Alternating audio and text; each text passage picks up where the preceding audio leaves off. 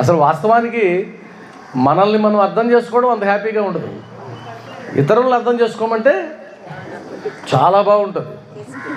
వాళ్ళిలా వీళ్ళిలా అంటే ఎంత సంతోషం అవుతుందో. ఎవరైనా మనల్ని నువ్వు ఇలా అంటే మాత్రం అస్సలు ఒప్పుకోం. పనికి మాలిన వాళ్ళు అసలు అంట, అంతే కదా. కాబట్టి తప్పులెన్నో వారు తండోపతండంబు ఉర్విజనులకెల్లా ఉండు తప్పు.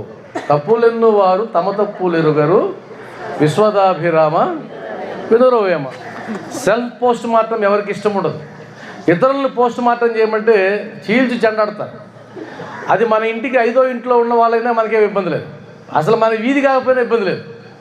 ఇంకా మాట్లాడితే ఊరు కాకపోయినా పర్లేదు. పలానా వాళ్ళు అంటే వాళ్ళ సంగతి నేను చెప్తా, కూర్చోసేపు అంటాను. వాళ్ళకి నీకు సంబంధం లేదు, కానీ చెప్తారు గంటలు. అందువల్ల మన గురించి తెలుసుకోవడం చాలా కష్టమైన పని. రమణ మహర్షి అన్నట్టు నిన్ను నువ్వు తెలుసుకో. నిన్ను నువ్వు తెలుసుకుంటే అంత తెలిసిపోతుంది, కానీ మనకు మాత్రం అది మాత్రం తెలియదు. అందువల్ల మైండ్ మెకానిజం అన్నది అంత సులభమైంది కాదు.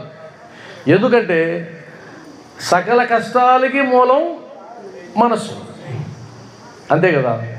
ఇప్పుడు ఉదాహరణకి నేను చాలా కష్టంలో ఉన్నానండి అని అన్నారనుకోండి, మీరు అదే కష్టంతో ఉన్నవాళ్ళు దాన్ని అసలు పట్టించుకోకుండా ఉండేవాళ్ళు కూడా ఉంటారు. దాన్ని లైట్ తీసుకునే వాళ్ళు కూడా ఉంటారు. అవునా కదా. సైకిల్ మీద నుంచి మీరు పడ్డారనుకోండి, నువ్వు పడిన తర్వాత చూస్తూ పెద్ద ఆయన పోతుంటే ఆ పెద్ద ఆయన నేను లేపి ఎందుకురా ఏడుస్తున్నావు అంటే, పడ్డాను తాత. పడతా ఉంటావు, అదే పెద్ద విషయం ఉంటుంది. నేను కూడా పడ్డా, చాలాసార్లు పడ్డా. ఎందుకని? ఆయన ఆల్రెడీ పడ్డాడు కాబట్టి ఆయనకి అదేం పెద్ద విషయం అనిపించదు. కానీ ఇప్పుడే పడ్డా నీకేమనిపిస్తుంది? ఏడవాలనిపిస్తుంది. కాబట్టి ప్రతి విషయంలో, నీ వృత్తిలో కానీ, నీ కుటుంబంలో కానీ, నీ కెరీర్లో కానీ, సొసైటీలో కానీ, నువ్వు కలిసి వెళ్ళే ప్రయాణంలో ప్రతి క్షణం కూడా నీకు సవాలే. ప్రతి క్షణం సవాలు. ఎప్పటి వరకు అంటే నీ మనసు ఏంటో నీకు తెలియనంత వరకు, నువ్వు తెలుసుకోనంత వరకు.